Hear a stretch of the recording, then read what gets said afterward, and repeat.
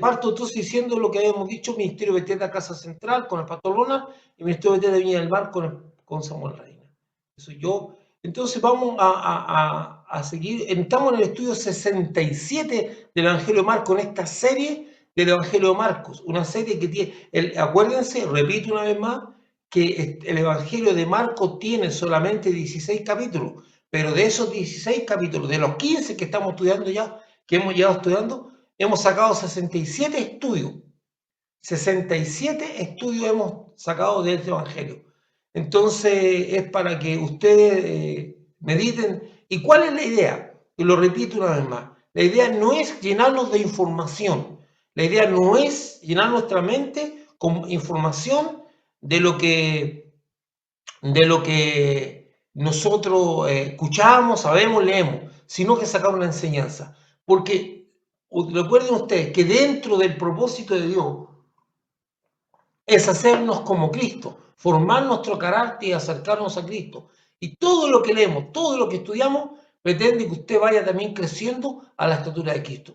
Entonces, cuando vaya y enfrente el estudio, enfréntelo de una manera que yo tengo, con una expectativa de decir, bueno, yo voy a sacar una enseñanza de esto, voy a tomar una enseñanza de esto y quiero obtener algo para mí, conjuntamente con otro propósito, que es la adoración. Nosotros estamos adorando a Dios, nosotros vivimos en una adoración a Dios, estamos en un evento de adoración al Señor. Entonces, yo no quiero que usted pierda esa expectativa. Entonces, como hemos dicho un montón de veces, el autor de este libro es desconocido, pero se le atribuye a Marco y relata la vida de Jesús de Nazaret desde el bautismo de Juan el Bautista hasta su resurrección.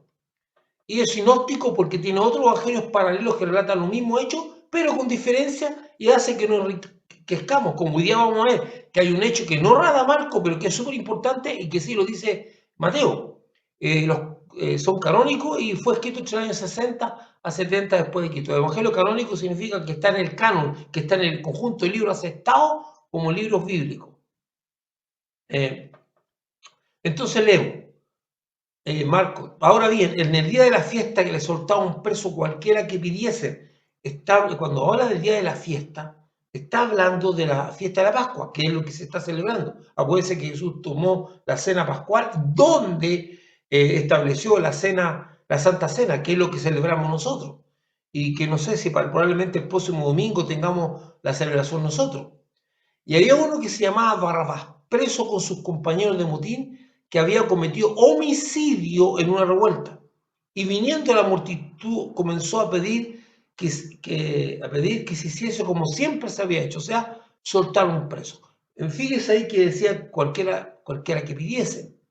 Y Pilato le respondió diciendo: ¿queréis que os suelte al rey de los judíos? Porque conocía que por envidia le habían entregado los principales sacerdotes. Mas los principales sacerdotes incitaron a la multitud para que les soltase más bien a Barrabás. Respondiendo Pilato les dijo otra vez: ¿qué pues queréis que haga del que llamáis rey de los judíos? Y ellos volvieron a dar voces: crucifícale. Y Pilato les decía: pues qué mal ha hecho. Pero ellos gritaban aún más: crucifícale. Y Pilato, queriendo satisfacer al pueblo, le soltó a Barrabás y entregó a Jesús después de azotarle para que fuese crucificado. Bueno, frente a la presión de los líderes religiosos, acuérdense que Jesús tuvo la casa del sumo sacerdote, donde fue vituperiado, donde fue escarnecido, golpeado, y como ellos no pueden matar a Jesús, lo llevan a Poncio Pilato, que tiene ese diálogo, y que Pilato se encuentra en una situación complicada. Entonces, empieza una presión, frente a la presión de los líderes religiosos, Pilato empieza el juicio a Jesucristo. Marco pone en contexto la tradición que los romanos habían establecido, al parecer, para agraciarse con el pueblo judío e indultar a un preso por aclamación popular durante la celebración de la Pascua. Marco nos pone en antecedente que existía un famoso preso llamado Barrabás, que con acento ahí con nosotros. En el arameo Barrabás es bar, que significa hijo, y Abba, que significa padre. Abba, acuérdense que decíamos Abba, padre, papito. Entonces, es interesante porque este hombre, que es Bar Abbas, que significa hijo del padre, no era hijo de cualquier padre. Normalmente, ustedes saben, como tenemos el nombre de Bar como hijo de, o Ben también, que se traduce como hijo de, él significaba hijo del padre, de Dios, una cosa así, aunque él era un delincuente y estaba acusado de sedición y asesinato. Esa es la situación de esta persona. Ahora bien, el día de la fiesta le soltaba un preso cualquiera que pidiese. Fíjese en eso, que pidiese. Como hemos dicho en la celebración de la fiesta de la Pascua, se acostumbraba a liberar a un preso sin limitación del delito cometido. Lo que sorprende por la crueldad del Imperio Romano con sus conquistados. Sí, porque los romanos eran tremendamente crueles, establecieron una ley de hierro. Y los que han estudiado o los que han leído la biografía o más antecedentes de quién era Pilato, no era un hombre de los tigos muy limpio, no era un hombre muy piadoso. Bueno, si nos ponemos a pensar que para hacer el imperio que era, los romanos arrasaron sin piedad con muchos pueblos, por lo tanto, no se podía tener en el ejército gente que tuviera muy corazón de abuelita, si no, no habrían conquistado lo que conquistaron y sometieron a la gente que sometieron. Entonces, les liberaba un pueblo o un preso cualquiera, no importa el delito que haya cometido. Eso también traía intranquilidad a los soldados romanos, porque Barrabás había cometido un delito de sedición, ¿verdad? Ojo, ustedes se acuerdan que existían los celotes. Estas cosas que estamos hablando son muy parecidas a las de ahora. Los celotes eran un grupo, una secta de gente nacionalista, ultranacionalista, que según algunos dicen que esta gente acostumbraba a participar en revueltas y no solamente mataban soldados romanos, sino que también mataban en esa revuelta a los que ellos consideraban colaboracionistas de los romanos, gente que colaboraba con los romanos. Entonces, no sabemos si es parte de lo que es Barrabás, pero veamos. Dice, ahora bien, en el día de la fiesta le soltaba un preso cualquiera que pidiese. Y a uno que se llamaba Barrabás preso con sus compañeros de motín que había cometido homicidio en una revuelta. Y vinieron, la multitud comenzó a pedir que se hiciera como siempre les había hecho. Barrabás era parte de una banda, probablemente el líder de una banda, y estaba preso con sus compañeros. Por los dichos de Marco, él participó en una revuelta en la cual cometió homicidio y acusado de sedición. ¿Qué es lo que es una sedición? Es un alzamiento colectivo y violento contra la autoridad, el orden público y la disciplina militar, sin llegar a la gravedad de la rebelión. O sea, es un tío, eso lo dice la RAE, esa definición yo la estudié de la RAE. Entonces es un alzamiento colectivo. Él participaba en estos alzamientos contra la autoridad, ataques pequeños, porque a diferencia de Jesucristo, y eso es súper importante que lo entendamos, Jesucristo viene a establecer un reino que está más allá de lo terrenal.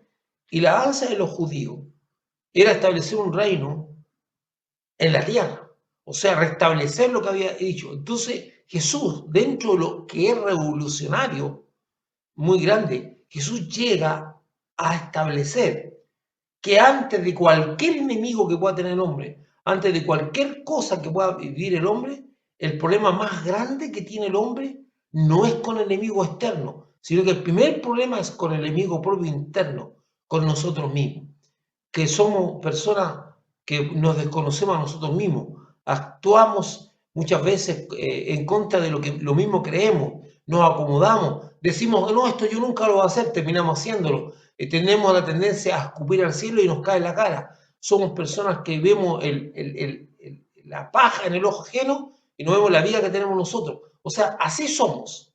Y Jesús en toda su predicación empieza a revelar esto. Dice, antes de solucionar el problema externo, tiene que solucionar el problema de la esclavitud, porque llega a decir que muchas veces somos presos de nuestros propios pecados. O sea, dice esclavo. Entonces, acuérdense ese diálogo extraordinario que tiene Jesús con la autoridad judía, donde Jesús establece que eran como pecadores, Entonces, o sea, esclavos, y Jesús y las autoridades judías le dicen, nosotros nunca hemos sido esclavos ni de nadie. Entonces Jesús le dice, ustedes están equivocados, porque ustedes son esclavos de su propio pecado. Y ahí establece algo súper importante, que es la realidad. Nosotros podemos vencer cualquier dificultad en el mundo, incluso podemos luchar por la libertad de alguna tiranía. Y de hecho en Chile se ha vivido eso y lo hemos logrado. Hemos lidiado con la libertad contra tiranías y hemos logrado vencer. Sin embargo, el hombre no puede vencerse a sí mismo. Y es lo que plantea Jesús. Entonces este tipo era parte de la rebelión, de la sedición, de estos alzamientos colectivos y violentos contra la autoridad. No sabemos si era parte de los celotes, secta política nacionalista que buscaba la independencia del yugo romano. No sabemos exactamente si era parte de ellos, que eran los que estaban operando, la secta que estaba operando en esa época. Y viniendo la multitud comenzó a pedir que se hiciese como siempre les había dicho. Y Pilato le respondió, ¿queréis que os suelte al rey de los judíos? Esto es medio especial, porque Pilato, no sabemos si lo dice irónicamente o lo está diciendo en forma temerosa, porque al decir rey de los judíos, inmediatamente Jesucristo está declarado como una persona que cometió un delito, un sedicioso, que se proclama rey. Pero no, acuérdense que Pilato ha tenido un diálogo con Jesús y Jesús le dice que su reino no es de este mundo y que si fuera este mundo sus seguidores pelearían por él. Y eso dejó muy confundido a Pilato. Pilato está viviendo una situación súper especial.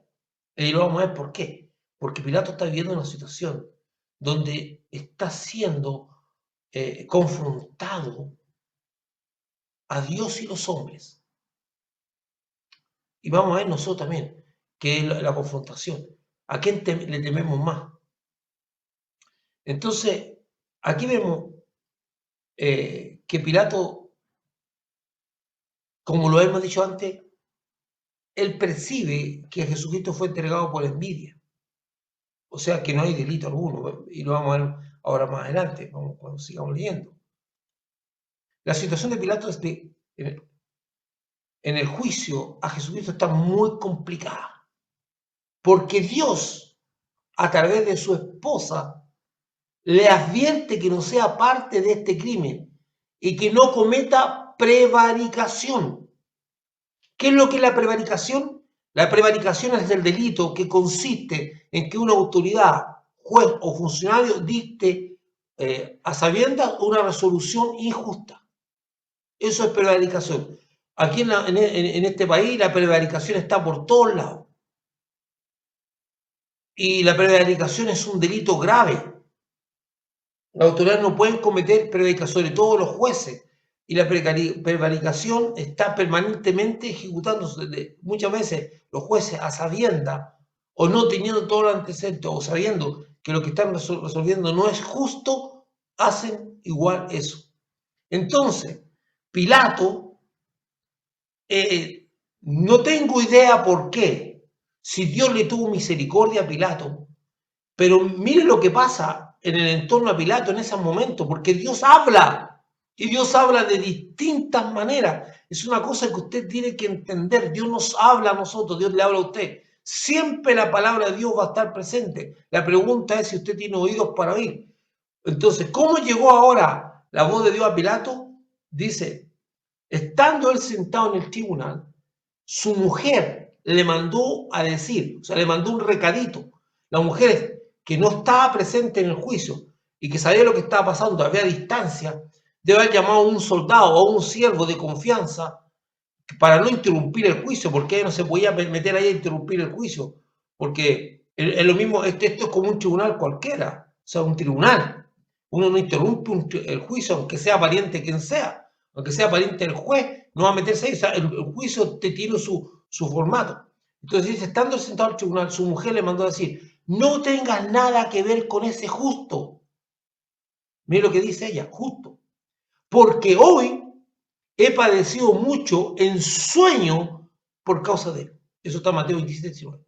Entonces, aparentemente, Dios se le manifestó a la mujer de Pilato, le habló, le mostró, no sabemos qué le mostró, pero eso que le mostró lo llevó llevó a esa mujer a un estado de angustia, de padecimiento. Y dice, no poco padecimiento, sino mucho. O sea, puede ser que los sueños hayan sido reiterativos, pero Pilato es advertido. No tengo idea por qué, siendo un hombre tan cruel, pero Dios le tuvo misericordia a Pilato y le advirtió que no fuera parte de este crimen, de este delito. Que tal vez este hombre haya cometido muchos crímenes de guerra, asesinato, homicidio, o matado gente. Pero este personaje que llamamos Jesucristo, la muerte de él no es cualquier muerte. Entonces, ¿qué enseñanza obtenemos de esto? ¿Qué enseñanza? ¿Cómo que Dios está presente y está hablando de distinta manera? En este caso, Dios usó a la mujer de Pilato para darle un mensaje, una señal a Pilato. Yo pienso que fuera del diálogo que tuvo con Jesús, ese diálogo de si eres tu rey, tú lo dices, y la verdad es que mi reino no es de este mundo, y Pilato, Jesús le dice, yo he venido para dar a conocer la verdad, Pilato le dice qué es lo que es la verdad, y sale, no espera la respuesta. En toda esta situación con su mujer, con lo que está viendo, Pilato tiene que haber estado bien complicado, porque todas esas cosas afectan, porque tienen un carácter espiritual, hay cosas, por muy pequeñas que, sí, que sean, pero cuando tienen carácter espiritual, tocan el alma, tocan el espíritu. Recuérdense lo que pasó en la cruz del Calvario con el centurión. El centurión que tal vez haya participado en un montón de crucifixiones, haya matado a muchísimos hombres. De hecho, recuérdense que Jesucristo muere, o sea, es crucificado con dos ladrones más, uno a cada lado, que tiene todo un símbolo, una significancia. Pero Jesucristo es crucificado con dos otros personajes más y normalmente los caminos, la entrada a las ciudades o a los pueblos estaban llenos de cruces de gente crucificada que la dejaban por un tiempo ahí para infundir temor a las personas. Entonces, el centurión, que a lo mejor haya participado mucho, cuando Jesucristo muere y se producen los fenómenos atmosféricos, que también muchas veces lo habría visto muchas veces, el terremoto, la lluvia, todo lo que ocurrió, el oscurecimiento total, todos los fenómenos atmosféricos que la vida relata, esos hechos son hechos comunes que pueden haber pasado muchas veces, pero para el centurión fue algo que lo llevó a decir, verdaderamente este hombre es el Hijo de Dios. O sea, gente ruda, gente de pelea, gente que vive rozándose con la muerte todo el tiempo en la batalla y todo eso, gente que probablemente no le tiene mucho temor a nada, es afectada espiritualmente por hechos que son físicos, pero que tienen una connotación espiritual. Y es lo mismo que está sucediendo con Pilato. Pilato está siendo rodeado de cosas. Entonces, cuando Dios quiere advertir a alguien algo, lo va a hacer. Lo va a hacer. Y cuando Dios considera algo que tiene que ocurrir de una manera, entonces Dios habla, hermano, de distinta manera. Y es interesante porque esta situación de la mujer de Pilato, de la esposa de Pilato, que está haciendo que no es una mujer judía, que no es una mujer judía, porque la Biblia no dice que es una mujer judía. Es interesante, muy interesante porque es una mujer que ha estado visualizando a la voz de Dios a través de los sueños. Tuvo un encuentro con Dios a través de sueños. No sabemos cómo esa mujer haya quedado marcada, pero es interesante, hermano, que en toda nación existe gente con un corazón inclinado hacia Dios. Lo vemos en el caso Cornelio. Cornelio era un hombre que por alguna razón, y eso es digno de destacar con ese Cornelio, el centurión, que tenía una cierta simpatía, una cierta atracción por la religión judía, y estando ahí la empezó a practicar, pero nunca él se imaginó que iba a tener un encuentro con Dios a través de un ángel. Entonces Dios le habló a Cornelio le habló y Cornelio quedó impactado y todos los que están con él. O sea, Dios mira los corazones, nunca olvide.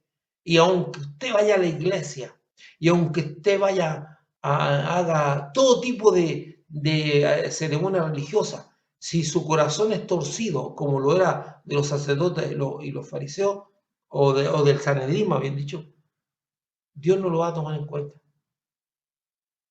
Dios no lo va a tomar en cuenta. Pero en cualquier parte, aún en las partes más oscuras, siempre hay alguien que tiene una tendencia a Dios y Dios lo va a escuchar. Acuérdense que en medio de ese Sanedrín, que era un Sanedrín que conspiraba contra Jesús, había gente como Nicodemo, como José de Arimatea y otros más que tenían un corazón inclinado hacia Dios. Por lo tanto, fueron impactados por la palabra del Señor. En todas partes esto, porque al final Dios mira los corazones, no mira sus capacidades. Y por eso tenemos que tener un corazón, como dice, como el Señor. Y tal vez una oración que usted debiera tener siempre es pedirle a Dios que le dé un corazón que sea conforme a su corazón. Dame un corazón, Señor, porque yo no puedo, porque la Biblia dice que engañoso es el corazón del hombre, más que ninguna otra cosa. Por tanto, mi corazón, la Biblia me sacó una radiografía y dice que es engañoso. Entonces, ¿cómo yo puedo lidiar con algo que no conozco, no mantengo, pero dentro de la posibilidad de oración es pedirle a Dios que nos dé un corazón conforme a su corazón? Dame un corazón conforme a tu corazón, Señor. Acuérdense que dice que Él nos va a dar un corazón nuevo y nos quitará el corazón de piedra. Por lo tanto, yo puedo pedirle eso a Dios, porque está dentro de la palabra de Dios. Dame un corazón, Señor, que sea conforme a tu corazón. Y verdad que yo no conozco, por ejemplo, en esa actitud de humildad permanente de autodesconfianza de sí mismo, de no confianza, era lo que comandaba David. David andaba así pidiendo a Dios, Señor, examíname, porque yo, tal vez si me examino yo, me encuentro bueno, me encuentro muy bien. Entonces, aquí una de las cosas que tenemos que sacar de esto, de cómo Dios habla. Sigamos, durante todo el juicio, Jesucristo es declarado justo por distintas personas. Y dos de los personajes, Pilato y su esposa. ¿Qué complicación? Es declarado justo por distintas personas y a la vez ni siquiera es imputado de algún delito, lo cual hace muy difícil declararlo culpable y sentenciarlo. Y es por eso que Pilato procura liberarlo, porque no es acusado de ningún delito. La única acusación es de carácter religioso, pero de delito alguno no es acusado. Ahora, quiero devolver un poquito para hacer presente algo. La prevaricación, que consiste en que una autoridad, un juez, un funcionario o alguien, la prevaricación también puede cometerla una persona común y corriente como nosotros. Cuando tenemos que por alguna razón se nos ha dado una cuota de poder, una cuota de poder. Por eso habla de funcionario. No sé, cuota de poder, no sé, presidente de un curso de presidente de los apoderados o presidente de un barrio, de la dirigente vecinal, cualquier o sindical. De repente, por alguna razón, usted fue elegido como parte y usted prevarica cuando toma una resolución injusta, haciendo uso de su posición. Tenga cuidado por ser partícipe de la prevaricación, porque la prevaricación es un pecado que Dios, los proverbios lo dicen y constantemente dicen que es algo muy delicado para Dios, porque estás haciendo uso de una autoridad que te dio Dios. Por ninguna autoridad hay establecida sino por Dios, no importa el nivel de autoridad. Ah, pero es que yo solamente soy presidente del curso. Ese nivel de autoridad te lo dio Dios, por muy chico que sea. Hay que tener cuidado. Hermano, mire, no sé cómo explicarlo. Dios es un Dios misericordioso. Pero muchas veces los problemas que tiene la gente, y muchas veces los creyentes, que muchas veces han actuado indebidamente, como tal vez han prevaricado o han hecho otras cosas, han violado los mandamientos de Dios. Y como para ellos es algo tan sencillo, dice, se me olvidó. Y no entienden que esas cosas traen consecuencias. Entonces de repente van a hablar con personas como yo, pastores o un líder, para que lo ayude para salir de situaciones. Y uno no tiene antecedentes. Y uno dice, pucha, ¿por qué esta persona está viviendo esto? Y resulta que muchas veces son consecuencias. No siempre es ignorancia, no siempre es un momento de prueba, porque hay cosas que son pruebas. Pero algunas veces hay cosas que son consecuencias de lo que yo he hecho. Y como Dios dice, Dios me perdona mis pecados y me libra de la condenación de mis pecados, pero no me libra de las consecuencias de mis pecados. No me libra de las consecuencias. Las consecuencias tengo que asumirlas, pero me libra de la condenación. Dios perdona mis pecados. Entonces es súper importante porque nosotros, la prevaricación no es solamente para los jueces de alto nivel o funcionarios, como dice ahí, o autoridades. Si usted está puesto en un nivel y hace y actúa injustamente, alguna vez esto se ve en los apoderados de curso, en las directivas de los apoderados, donde algunos actúan injustamente contra una persona. Y sabiendo que lo están haciendo injustamente, en beneficio de otro. Eso es prevaricación. Perdón que me haya detenido un poco más en esto. Entonces, el versículo dice, porque conocía que por envidia le habían entregado a los principales sacerdotes. Pilato ha podido visualizar, por eso Pilato se encuentra en una situación bien complicada, ha podido visualizar bien la situación y sabe que los sacerdotes entregaron a Jesucristo a juicio romano por una cuestión de intereses políticos. Es decir, porque la enseñanza, la doctrina de Jesucristo amenaza su autoridad e influencia frente al pueblo. Y por lo mismo, la pérdida de privilegios sociales y económicos. El gran problema de Pilato es que al estar en conocimiento de este hecho, lo convierte totalmente en el único responsable de la decisión que tome. Pilato sabe que le han entregado por envidia, porque Jesús tiene influencia sobre el pueblo, envidia a la influencia que él tiene, la envidia tiene que ver con la influencia que él tiene sobre cuestiones religiosas, sobre la autoridad, porque la gente decía, habla como quien tiene autoridad. Ellos tienen una complicación con eso, y toda la fuerza del infierno que están apoyando a este grupo de sacerdotes se desatan para ir contra Jesús. Es súper importante. Entonces Pilato se encuentra en una encrucijada. ¿Cuántas veces nosotros nos hemos encontrado en alguna encrucijada? Si agradar a los hombres, porque de repente nos sentimos comprometidos, o agradar a Dios, o ser fiel a la verdad. ¿Cuántas veces nos hemos sentido comprometidos? ¿Ah? Nos hemos sentido comprometidos a saber qué vamos a hacer. O actuamos correctamente conforme a lo... entonces empezamos con el juego de tomar cargo de cabeza, de estar pensando qué hacer. Sabemos que la cosa hay que hacerla de esta manera, pero como hay intereses comprometidos y ahí está la lucha de Pilato, si actuar bien o no. Porque hay una cosa que quiero tratar con usted. Mire, sigamos más adelante.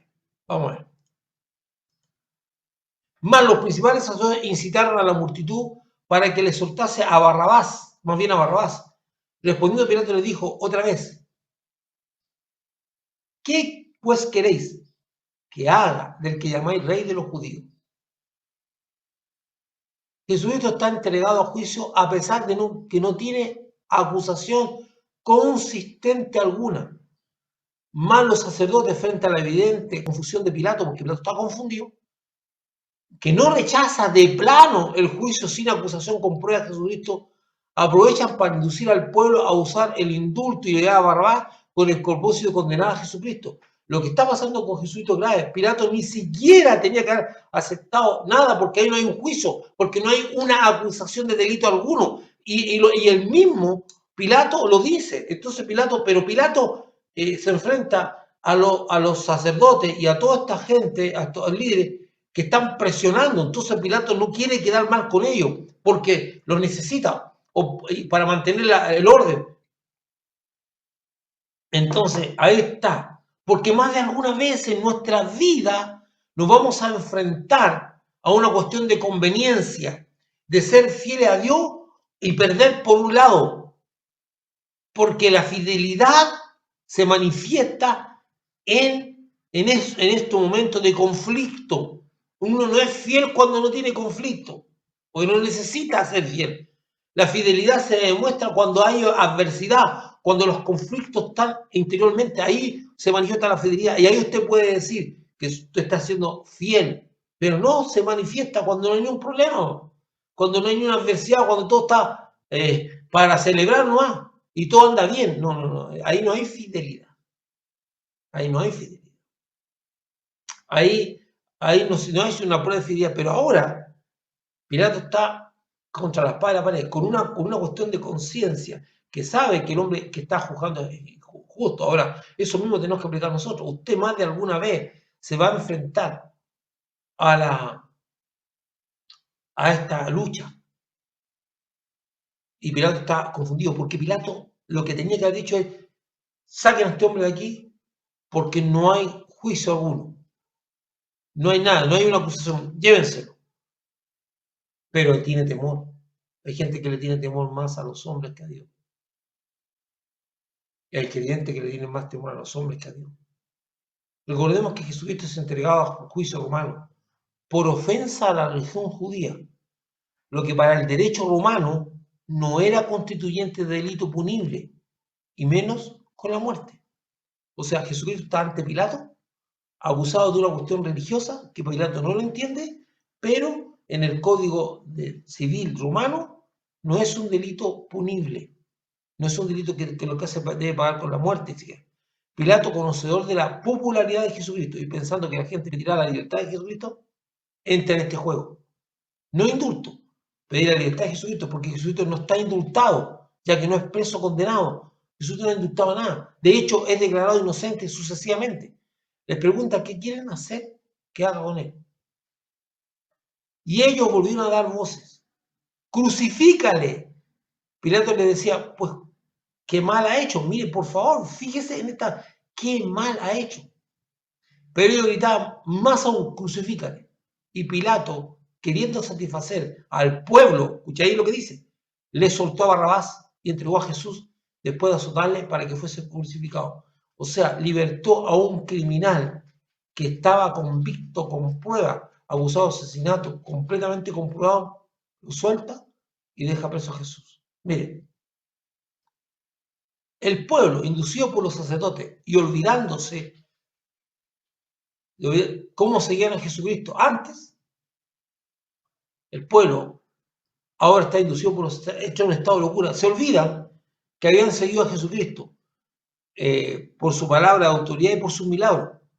Ese mismo pueblo que admiró, que siguió, que comió de los panes, de los peces, que vio a Lázaro resucitado, que vio muchas cosas, ese mismo pueblo ahora, o parte de él, pide que Jesucristo sea crucificado. ¿Qué pasó? ¿Qué locura hay? Pero esto lo vemos nosotros mismos, hermano. Lo vemos nosotros mismos. Porque hay momentos que hay gente muy fervorosa que sigue a Jesucristo con mucho fervor, pero cuando le pasa algo en la vida o enfrenta una situación de muerte o una situación de ruina económica o una enfermedad, hasta ahí no más llega, se olvida de todos los beneficios que tuvo con Jesucristo, todas las bendiciones que tuvo Jesucristo y entra en un estado de rebeldía, o entra en un estado y va contra Dios y no solamente, porque así somos los seres humanos, así somos todos. Entonces ahí donde por eso tenemos que crecer internamente lo suficiente para poder enfrentar esos momentos difíciles en la vida, que queramos o no, van a venir. Porque Jesús lo dijo, en el mundo tendréis aflicción. No mintió. Ahora, no significa que vamos a vivir en aflicción permanente. No, no, no.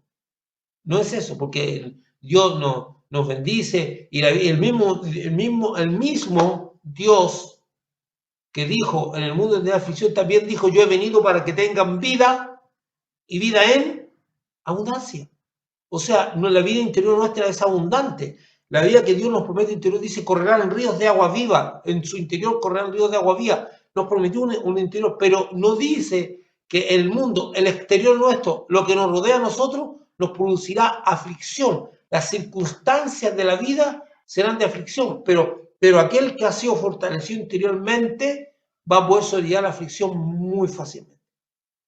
Entonces, la gente se olvida de todo lo que dio con Jesucristo y ahora pide que lo crucifiquen. Cuando eran las multitudes, acuérdense que 5.000 personas seguían a Jesús. Recuérdense que estos mismos que ahora están pidiendo la muerte de Jesús, lo recibieron con palmas, lo recibieron cortaron ramas de palmera y tiraron en el suelo. Y algunos tiraron sus mantos cuando Jesús entró a Jerusalén. ¿Qué pasó? ¿Qué es lo que pasó? Que ahora esta gente, inducida por un grupo de personas, esto es para que aprendamos nosotros. No es que el pueblo que ese pueblo es peor que nosotros. Es para que nos conozcamos. Pero si esto, acuérdense que acabamos de conocer lo que pasó con Pedro. Que Pedro dice, Señor, aunque tenga que ir a la muerte, contigo iré. Señor, nunca te negaré. Y el resto decía lo mismo, estaremos contigo hasta la muerte. Y en el momento de la dificultad, arrancaron. Entonces yo le digo a usted, me lo digo a mí mismo, yo no soy mejor que ellos. Solamente atino a la misericordia de Dios. Más aún, yo creo que si hago un recuento de mi vida hacia atrás, puedo decir fácilmente que aún siendo cristiano más de alguna vez mentí para salir de un apuro. Si empiezo a hacer recuentos hacia atrás, porque por eso, porque nosotros que decimos, no, vamos a ser fieles hasta el Señor, hasta la muerte, y nos llenamos la boca de eso, pero tenemos que fortalecer el hombre interior para ser fuerte. Ahora, esos mismos hombres que por temor negaron a Jesús, después murieron, la mayoría de ellos murió martirizado. Pedro que negó a Jesús por temor a morir, después murió crucificado invertidamente. ¿Y por qué pudo soportar eso? Porque fue fortalecido en su ser interior, en una relación creciente con Jesucristo. Si usted no está fortalecido en una relación fuerte, es muy difícil que sea fiel. Pilato, que está en la posición de juez y aún siendo una autoridad cruel, tiene problemas de conciencia para condenar a Jesucristo. Porque nadie le ha dado razón de su delito. Él pregunta, ¿qué ha hecho? Y nadie le dice nada. Y le pregunta al pueblo, ¿de qué acusan a Jesucristo? Pero la gente enardecida no escucha razones y sigue pidiendo la crucifixión de Jesucristo. A Pilato en ningún momento dado se le dio razón del delito cometido. Y más aún, en uno de los pasajes, los fariseos chantajean a Pilato diciendo, si tú no lo condenas, tú no eres amigo del César. Y eso se añade a la presión que tiene Pilato. Según el relato de Mateo, Pilato viendo que las personas, ahora, Mateo agrega otro elemento, viendo que las personas no iban a cambiar de idea, hace un gesto simbólico de lavarse las manos para comunicar a la gente que él no asumirá la responsabilidad de la muerte de este justo y entrega a Jesucristo a la muerte declarándolo inocente. Entrega a Jesús a la muerte declarándolo inocente. Entonces Pilato, que está bajo la presión y que su esposa le dijo, tú no seas parte de esto, no cometas prevaricación. Pilato, no sé si inspirado por Dios, no sé cómo, es que realiza un gesto simbólico muy significativo. Dice, yo, mis manos limpias están de la sangre de este hombre. ¿Y cómo lo representa? A través de lavarse las manos delante de todo el pueblo. De ahí después nace el dicho que cuando una persona elude responsabilidad, que no es así, porque Pilato elude responsabilidad y se está lavando las manos, ¿verdad? Dice, yo no me meto en esto, nació ese dicho, ¿verdad? Entonces, miren lo que dice. Viendo Pilato que nada adelantaba, sino que se hacía más alboroto, tomó agua y se lavó las manos delante del pueblo, diciendo, inocente soy yo de la sangre de este justo. Una vez más Jesucristo declarado justo. Allá vosotros. Y respondiéndole todo el pueblo dijo, su sangre sea sobre nosotros y sobre nuestros hijos. ¿Qué le están diciendo? Si realmente estamos pecando, si realmente esta sangre sea sobre nosotros y nuestros hijos, Pilato se lava las manos, porque está a punto de dictar una sentencia contra una persona justa a petición del pueblo. Y él dice, bueno, yo no me responsabilizo de esta muerte. Y se la da a las manos. Yo creo que influyó mucho su esposa en esto, en los sueños que tuvo ella.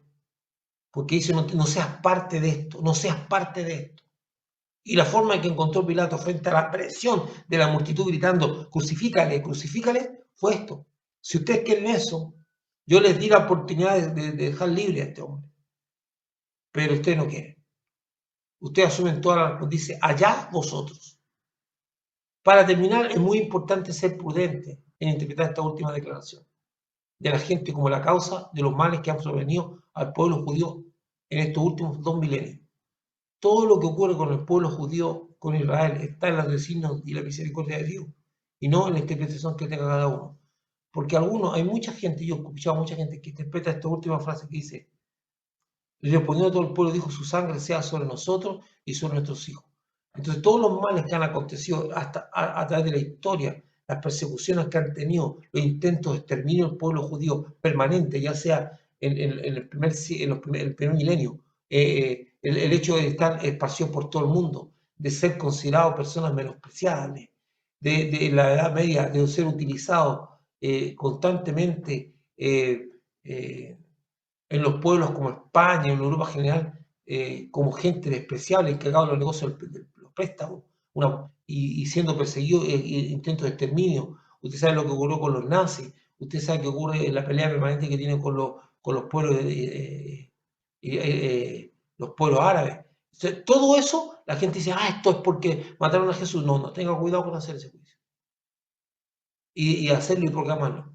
Porque el único que sabe lo que pasa con el pueblo de Israel es Dios.